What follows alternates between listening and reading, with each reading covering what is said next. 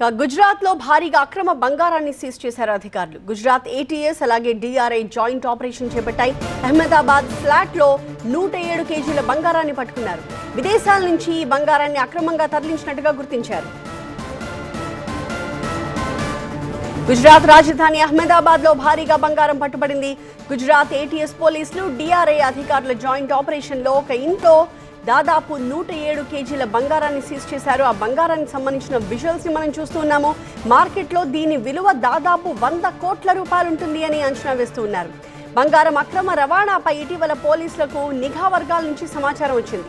పసిడిని పాల్దీ ప్రాంతంలోని ఆవిష్కార్ అపార్ట్మెంట్లో దాచిపెట్టినట్టుగా తెలిసింది. దీంతో ఆ అపార్ట్మెంట్లోని ఒక ఫ్లాట్లో ఏటీఎస్ అధికారులు పోలీసులు సోదాలు నిర్వహించారు.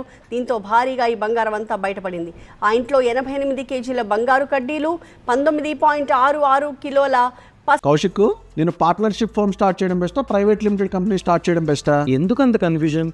ఎక్స్పర్ట్ తో మాట్లాడు. ఎక్స్పర్టా? ఎలా? బాస్ వాలా బీ ద బాస్. సిడి ఆభరణాల్ని అధికారులు స్వాధీనం చేసుకున్నారు.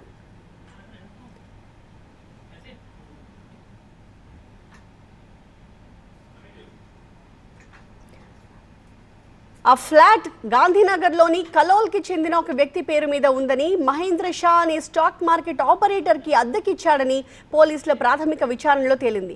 స్వాధీనం చేసుకున్న బంగారంలో ఎక్కువ భాగం విదేశాల నుంచి అక్రమంగా తీసుకొచ్చి ఉంటారు అని పోలీసులు అనుమానిస్తున్నారు. దీనిపై కేసు నమోదు చేసుకుని దర్యాప్తు చేస్తున్నట్టు తెలిపారు.